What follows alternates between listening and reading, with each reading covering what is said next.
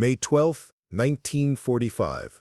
A makeshift medical station in the basement of a half-destroyed hotel in Mannheim, Germany. Lieutenant Robert Mitchell stood in the doorway, frozen by what he saw.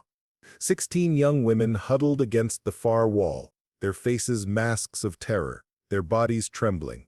They had been brought in by his platoon after being found locked in rooms on the upper floors. The building had served as a recreation facility for Wehrmacht officers. These women had been kept there for purposes that made Mitchell's stomach turn. What happened in the next 3 hours would challenge everything these women believed about soldiers, about men, about what happened to the defeated in war. Before we jump back in, tell us where you're tuning in from, and if this story touches you, make sure you're subscribed, because tomorrow I've saved something extra special for you. The oldest among them, a woman who gave her name as Margarethe, spoke hesitant English. She asked Mitchell a question that would haunt him for the rest of his life. "Which ones do you want first?" Her voice carried no emotion, just flat resignation. She had already accepted what she believed was inevitable. Mitchell's response, delivered in his best German learned from a phrase book, was simple. "We want to help you. That's all. Medical care, food, and transport to a displaced persons camp where you'll be safe." The disbelief in Margarethe's eyes reflected a truth that would take historians decades to fully document. In the final months of World War II and its immediate aftermath, tens of thousands of German women encountered American soldiers under circumstances where they expected the worst, and instead received something they could not have anticipated: restraint, respect, and adherence to military discipline that prioritized their welfare over exploitation. The contrast between what these women had been conditioned to expect and what actually occurred created a phenomenon that military historians, sociologists, and psychologists would study for generations. Between May 1945 and December 1946, American forces occupied large portions of Germany, bringing millions of American soldiers into contact with a defeated German population that was overwhelmingly female, vulnerable, and terrified. The numbers tell a story that seems almost impossible given the context of total war and occupation. The United States Army maintained approximately 1.6 million troops in occupied Germany between May 1945 and the end of 1946. These men had just fought their way across Europe, had seen their friends killed and wounded, had witnessed the horrors of concentration camps, and now found themselves in a country filled with women whose men were dead, captured, or missing. The opportunity for exploitation was unprecedented. The military infrastructure to prevent or punish such exploitation was initially chaotic in the war's immediate aftermath. Yet the widespread abuse that occurred under other occupying armies, particularly in the Soviet occupation zone, largely failed to materialize under American control. This requires explanation because it defied both historical precedent and the expectations of the German population itself. To understand why German women were stunned by American restraint requires understanding what they had been told to expect, what they had witnessed happen to others, and what the alternative forms of occupation actually looked like. The Nazi propaganda machine had spent years preparing the German population for what would happen if Germany lost the war. From 1943 onward, as German military defeats mounted and Allied victory became increasingly likely, Propaganda Minister Joseph Goebbels orchestrated a campaign designed to terrify Germans into continued resistance by painting the most horrific possible picture of life under occupation. The propaganda focused particularly on the fate awaiting German women. Posters, radio broadcasts, newsreels, and whisper campaigns spread stories of mass assault, systematic violation, and brutal treatment at the hands of Allied soldiers. The Americans were portrayed as criminals released from prison to serve in the military, as racially inferior beings who would defile German womanhood, as barbaric invaders who would take everything they wanted by force. The propaganda drew on racist imagery, on fabricated atrocity stories, on anything that might convince Germans that surrender meant a fate worse than death. For women who had been forced into sexual servitude by the Nazi regime itself, these messages carried particular weight. The system that had exploited them told them their exploitation would only grow worse under occupation. The regime that had violated their autonomy warned them that Allied forces would be even more brutal. They had every reason to believe these warnings because they had already experienced the worst that their own side could inflict. The reality they encountered shattered these expectations so completely that many struggled to process what was happening. Lieutenant Robert Mitchell had grown up in Cedar Rapids, Iowa, the son of a Methodist minister and a schoolteacher. He had enlisted in 1942 at age 20, fought through France and into Germany with the 45th Infantry Division, and had seen more death and destruction in 3 years than most people witness in a lifetime. By May 1945, he was exhausted, traumatized, and eager to go home. What he was not prepared for was serving as an occupying soldier dealing with the human wreckage left behind by the Nazi regime.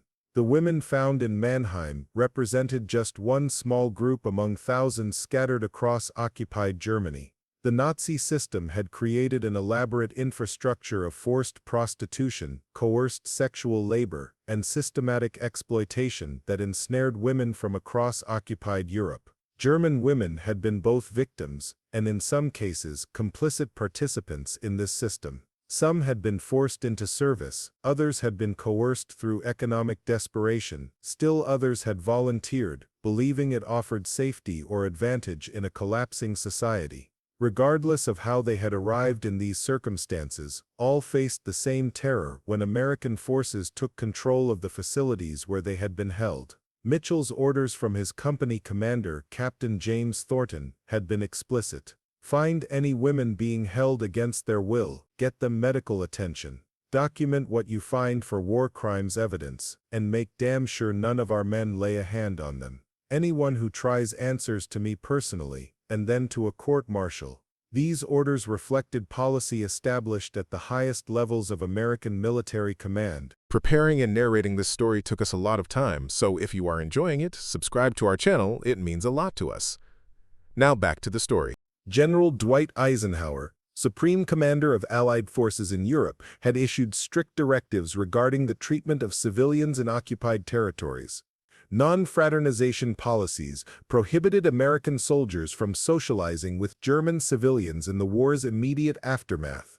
While these policies were often flouted in practice, particularly as time went on, they established a framework of discipline and restraint that shaped how American forces conducted occupation duties.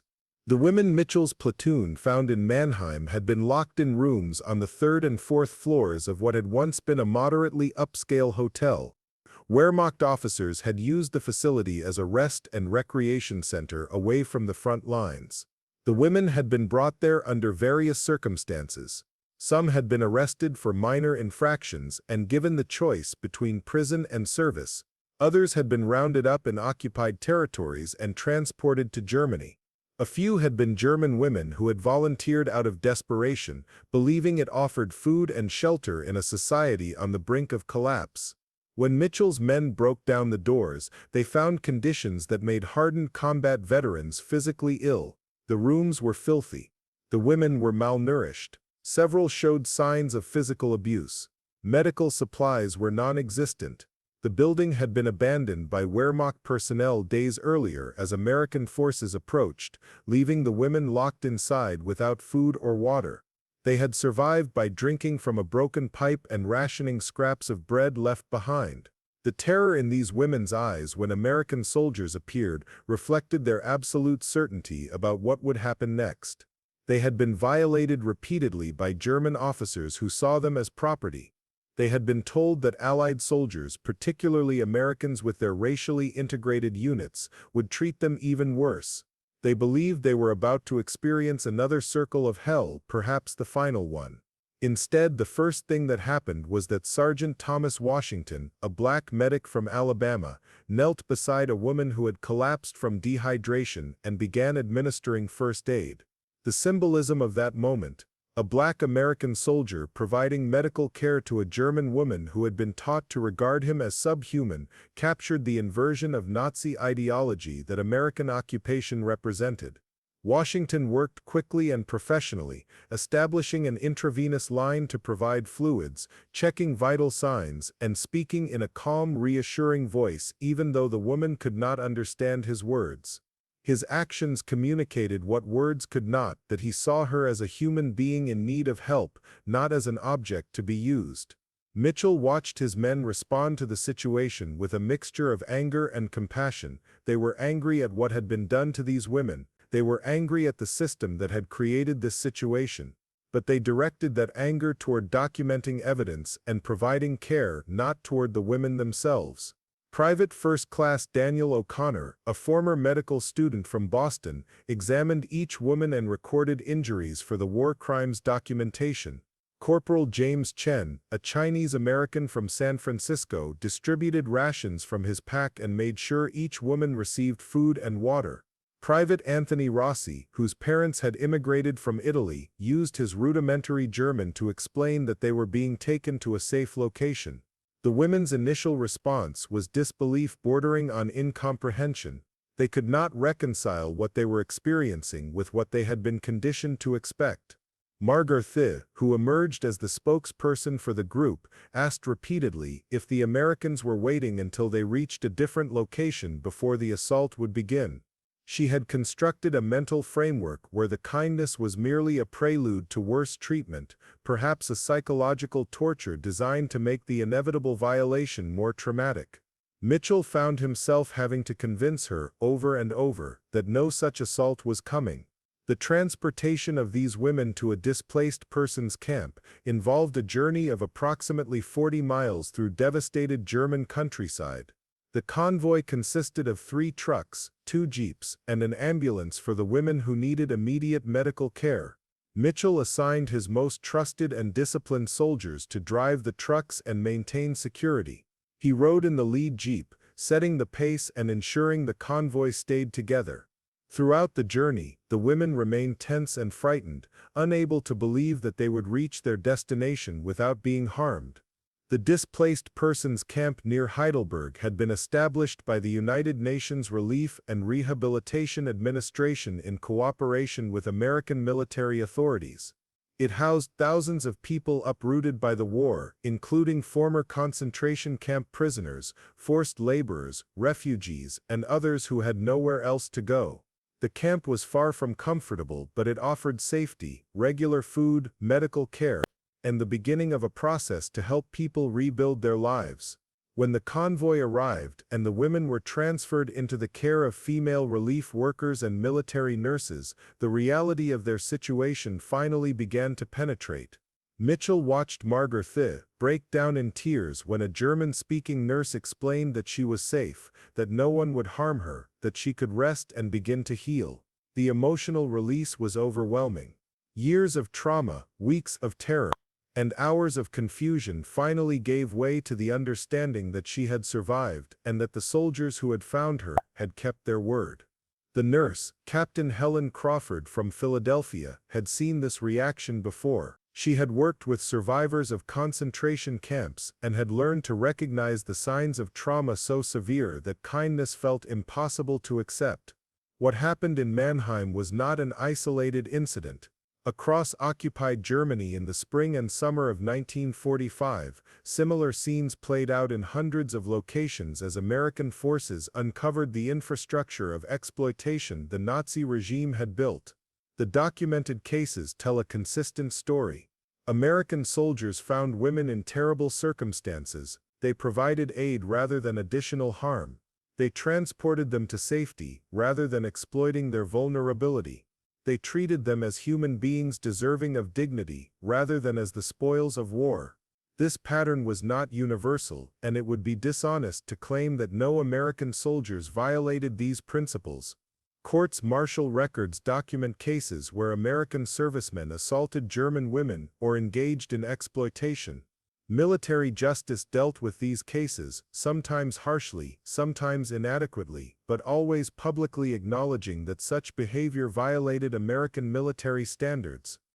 However, the overwhelming pattern was one of restraint that German women found shocking precisely because it contrasted so starkly with their experiences and expectations.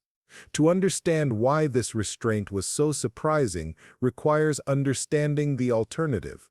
In the Soviet occupation zone of Eastern Germany, the experience of German women was radically different.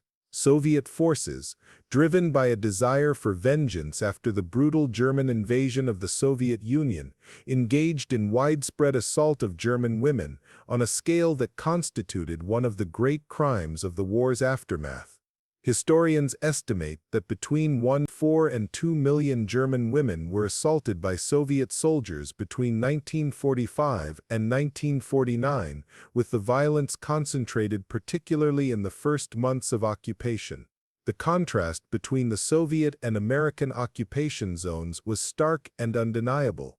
German women, who had the misfortune to be in the path of Soviet forces, experienced systematic violence.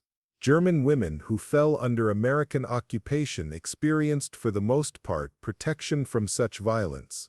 This difference was not accidental. It resulted from different military cultures, different command priorities, different disciplinary systems, and different strategic objectives. The Soviet desire for revenge after suffering 26 million dead and unimaginable destruction during the German invasion manifested in brutality toward the German civilian population. The American approach prioritized establishing order, gathering intelligence, and beginning the process of rebuilding Germany as a potential ally against future Soviet expansion. Lieutenant Mitchell understood these broader strategic contexts only dimly. He was a junior officer focused on his immediate responsibilities and the welfare of his men, but he had received clear guidance from his superiors about how American forces were expected to conduct themselves. That guidance emphasized discipline, restraint, and adherence to military law. It came with the threat of serious consequences for violations. More importantly, it aligned with the values that most American soldiers had internalized growing up in a society that, despite its many flaws and hypocrisies, genuinely believed in ideals of justice and fair treatment. The women Mitchell had found in Mannheim began their long process of recovery at the Heidelberg displaced persons camp. Some eventually emigrated to other countries. Others remained in Germany and rebuilt their lives in the new post-war society. A few, including Margarethe, provided testimony to war crimes investigators about what they had experienced under the Nazi system. Their testimony helped document the extent of Nazi exploitation and contributed to the historical record of the regime's crimes. But beyond their individual stories, their experience of American occupation represented something larger and more significant. The phenomenon of German women being stunned by American restraint reflected a broader truth about the American occupation of Germany. The United States arrived as a conquering power with overwhelming force and total authority over a defeated enemy. American soldiers could have done virtually anything they wished with minimal immediate consequences. The infrastructure to restrain them was initially chaotic. The German population was in no position to resist or complain. Yet the widespread exploitation and brutality that characterized many military occupations throughout history largely failed to materialize. This was not because American soldiers were saints or because American society was without prejudice or cruelty. American history and contemporary American society contained ample evidence of racism, violence, and exploitation. The treatment of Black Americans, Native Americans, and other minorities within the United States itself demonstrated that American ideals were often honored more in the breach than in the observance. But in occupied Germany, American military leadership established clear expectations and enforced them with enough consistency to create a pattern of behavior that German women found shocking. The reasons for this pattern were complex and multifaceted. Military discipline played a crucial role. The United States Army in 1945 was a professional military organization with established procedures, clear chains of command, and functioning systems of military justice. When commanders like Captain Thornton gave orders about how to treat civilians, those orders carried weight. When soldiers like Lieutenant Mitchell internalized those orders and enforced them among their men, the result was behavior that conformed to official policy more often than not. The non-fraternization policy, whatever its other effects and however often it was violated, established a framework that discouraged the kind of casual interaction that could lead to exploitation. American soldiers were not supposed to be socializing with German civilians. This created social distance that paradoxically may have offered some protection to vulnerable women. When interaction did occur, it happened against the backdrop of official policy that prohibited it, which meant soldiers knew they were violating orders and could face consequences. The American strategic interest in rebuilding Germany as a bulwark against Soviet expansion also shaped occupation policy. American leadership recognized that Germany would need to be transformed from an enemy into an ally. Brutalizing the German population would make that transformation more difficult. Demonstrating American respect for law and human dignity would make it easier. This cold strategic calculation aligned with moral considerations to produce policies that protected German civilians, including vulnerable women, more than they otherwise might have been protected.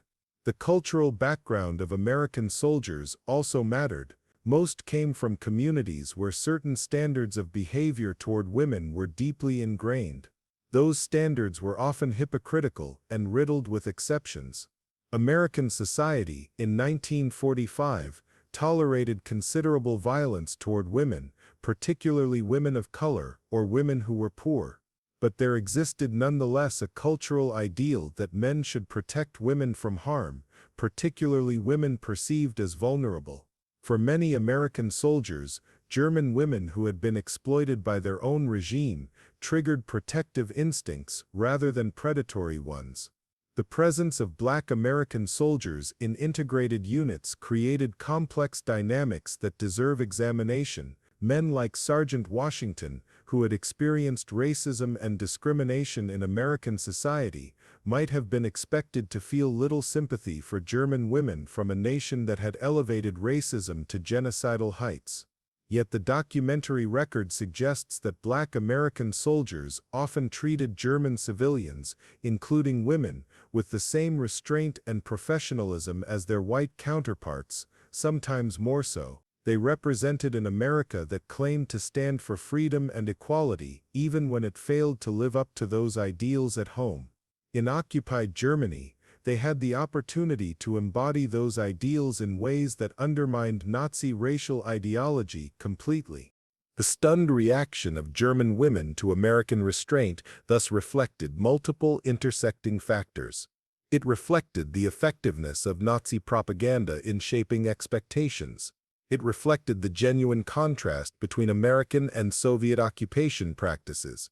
It reflected the relative success of American military discipline in enforcing standards of conduct. It reflected strategic decisions by American leadership to prioritize order and reconstruction over revenge. And it reflected the complex ways that cultural values, even when imperfectly practiced, shape behavior under circumstances where those values were tested. Lieutenant Robert Mitchell returned to the United States in December 1946 after 18 months of occupation duty. He carried with him memories that would shape the rest of his life. The women he had found in Mannheim represented just a tiny fraction of the human wreckage produced by 6 years of total war. But their faces, their terror, and eventually their tentative trust had taught him something about the importance of maintaining humanity even in the midst of inhumanity. He corresponded with Captain Helen Crawford for several years after the war. She continued working with displaced persons in Germany until 1948, helping thousands of traumatized people begin to rebuild their lives. In her letters, she described the long process of recovery for women who had experienced extreme exploitation. Many struggled for years with the psychological aftermath. Some never fully recovered, but the fact that their encounter with American forces had involved protection rather than further harm made recovery possible in ways it would not have been otherwise. The broader historical legacy of American occupation policy in Germany shaped the post-war world in profound ways. The relationship between the United States and the Federal Republic of West Germany became one of the most important alliances of the Cold War era. That alliance rested partly on the foundation of how American forces had conducted themselves during the occupation years. Germans who had experienced American occupation developed for the most part a positive view of Americans and American intentions. This contrasted sharply with attitudes in the Soviet occupation zone, which became East Germany and remained hostile to the West throughout the Cold War. The treatment of vulnerable women represented just one aspect of this larger pattern, but it was an important one. The fact that German women felt safe under American occupation, that they did not have to fear systematic assault, that they could approach American soldiers and request help without expecting to be exploited in return, created trust that facilitated all the other aspects of occupation policy. The Marshall Plan aid that rebuilt German industry, the political reforms that established German democracy, the cultural exchange programs that reintegrated Germany into Western civilization, all rested on a foundation of basic human decency in the immediate post-war period. The contrast with the Soviet zone was instructive and deliberate. American policymakers recognized that the way soldiers treated civilians would shape German attitudes toward the competing systems offered by East and West. In this competition for German loyalty, American restraint and Soviet brutality created a clear preference that influenced German politics for generations. The stunned reaction of German women to American behavior was not simply about their personal relief at avoiding assault. It was about the inversion of everything Nazi ideology had taught them. They had been told that Americans were barbaric, racially inferior, undisciplined criminals. Instead, they encountered soldiers who were disciplined, who followed rules, who treated them with a respect that their own regime had denied them. This cognitive dissonance forced a re-evaluation of the entire ideological framework that had shaped their understanding of the world. For women like Margarethe, who had suffered under the Nazi system and expected to suffer again under occupation, the American response represented a revelation about alternative ways societies could be organized. If American soldiers could be trained and disciplined to treat vulnerable enemy civilians with decency, perhaps American society had something valuable to offer. Perhaps the American system, whatever its flaws, was fundamentally different from the Nazi system that had exploited her. Perhaps the American ideals of freedom, justice, and human dignity, even when imperfectly practiced, pointed toward a better future than the racial supremacy and domination that Nazi Germany had pursued. These realizations spread through occupied Germany in millions of individual interactions between American soldiers and German civilians. They shaped the next 70 years of German history and German-American relations. The stunned gratitude of German women who encountered American restraint when they expected American violence became part of the foundation on which post-war Germany was rebuilt. The decision by American military leadership to prioritize discipline and restraint rather than permit exploitation was not primarily motivated by altruism. It was a strategic calculation based on long-term objectives, but the effects were real nonetheless. Thousands of vulnerable women were protected who would otherwise have been harmed. The psychological trauma that would have resulted from systematic assault by occupying forces was largely avoided. The possibility of German-American cooperation in the post-war period was preserved. Lieutenant Mitchell never saw himself as having done anything particularly heroic in Mannheim. He had followed orders, enforced discipline among his men, and tried to treat people decently in an indecent situation, but for the women he helped that day, his actions represented a turning point. They represented the moment when their worst fears proved unfounded, when the enemy they had been taught to hate demonstrated more humanity than the regime they had lived under. That moment of stunned recognition, repeated across occupied Germany in countless individual interactions, changed history in ways that are difficult to fully measure but impossible to deny. The final accounting of World War II includes many horrific chapters of suffering and brutality, but it also includes this unexpected chapter, defeated German women encountering American soldiers and discovering that conquest did not have to mean violation, that military discipline could protect rather than exploit, that even in the midst of total war humanity could survive. Their stunned reaction to this discovery speaks volumes about what they had experienced before and what they expected to experience again. The fact that their expectations proved wrong shaped the post-war world in ways that echo down to the present day. The transformation of German perceptions occurred gradually through accumulated experiences rather than dramatic revelations. Women who had been rescued from exploitation facilities shared their stories with neighbors, relatives, and friends. Word spread through devastated cities and towns that American soldiers were conducting themselves differently than expected. This grassroots communication network proved more powerful than any official propaganda could have been. Women spoke about receiving medical care without strings attached, about soldiers who maintained professional distance, about protection rather than predation. These testimonies carried weight precisely because they contradicted everything Nazi authorities had promised would happen. The regime had spent years conditioning the population to fear occupation as a fate worse than death itself. When that occupation arrived and proved far less brutal than advertised, the credibility of Nazi ideology collapsed completely. German civilians began questioning everything they had been told about the war, about their enemies, and about the world beyond their borders. The institutional mechanisms that American military authorities established to handle civilian affairs reinforced this pattern of restrained conduct. Military government offices staffed by specially trained personnel took responsibility for administering occupied territories. These officers received specific instruction about maintaining order while respecting civilian rights.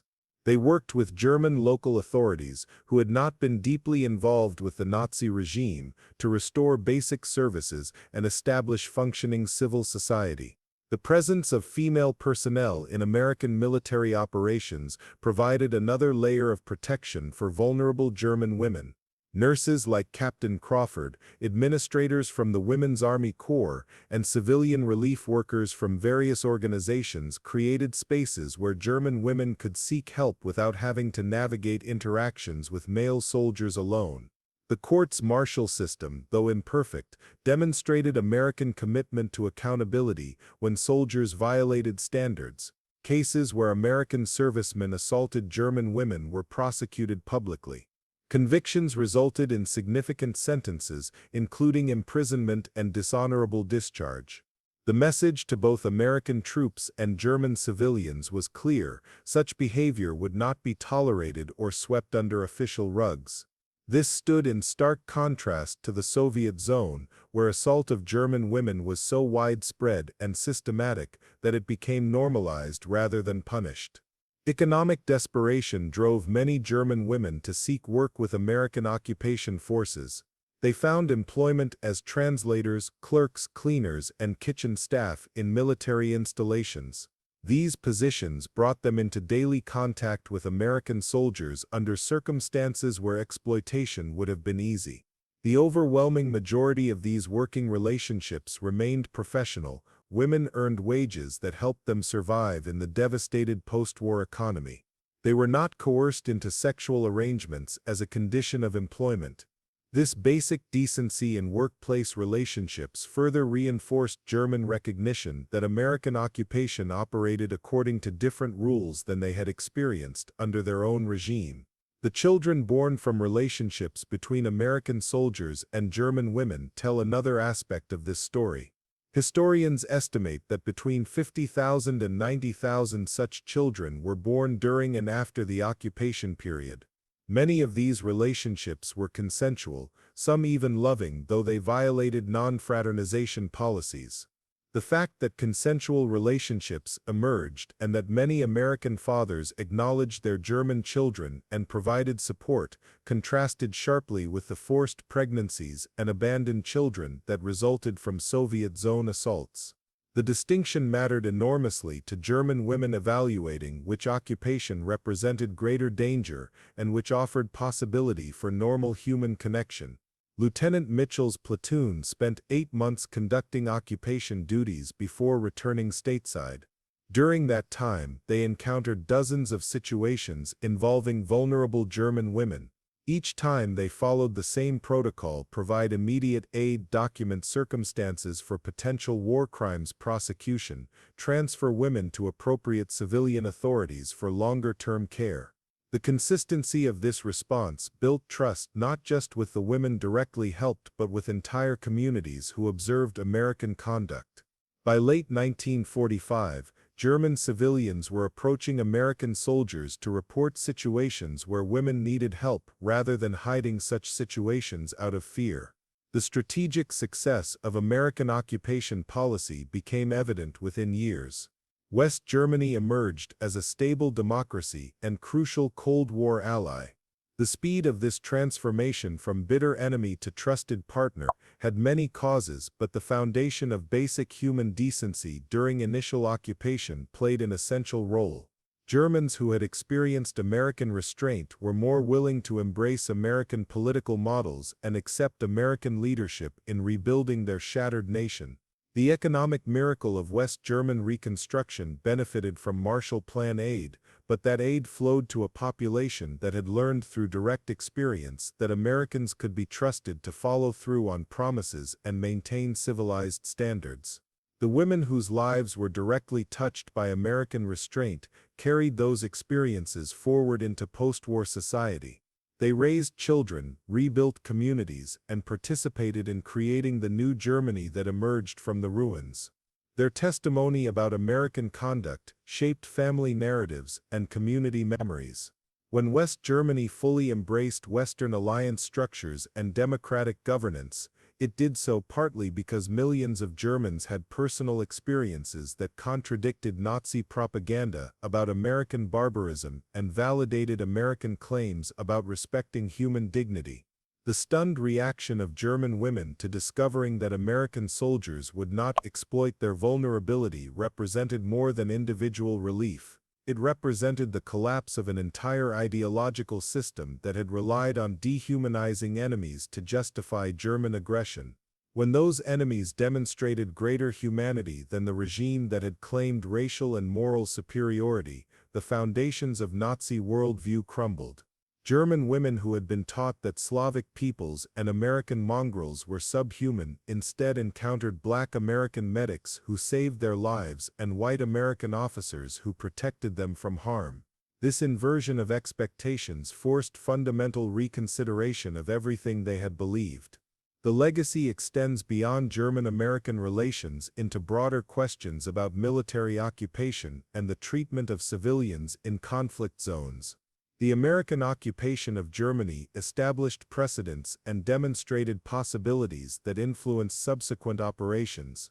It showed that conquering armies could maintain discipline and restraint even when operating in enemy territory with minimal oversight. It proved that strategic objectives were better served by protecting civilians than by exploiting them. These lessons shaped American military doctrine and training for generations of soldiers who would conduct operations in dozens of countries worldwide. For Lieutenant Robert Mitchell, the memory of frightened women in a Mannheim basement remained vivid decades later. He built a career as a high school history teacher in Iowa and occasionally spoke to his students about his wartime experiences. When he described finding those women and seeing their terror transform into cautious hope, he emphasized that the moment represented everything the war had been fought to achieve. American soldiers had crossed an ocean to defeat tyranny and demonstrate that societies built on law and respect for human dignity offered better futures than systems based on domination and exploitation. The stunned faces of German women recognizing this truth made the cost of that demonstration worthwhile. Up next, you've got 2 more standout stories right on your screen. If this one hit the mark, you won't want to pass these up. Just click and check them out.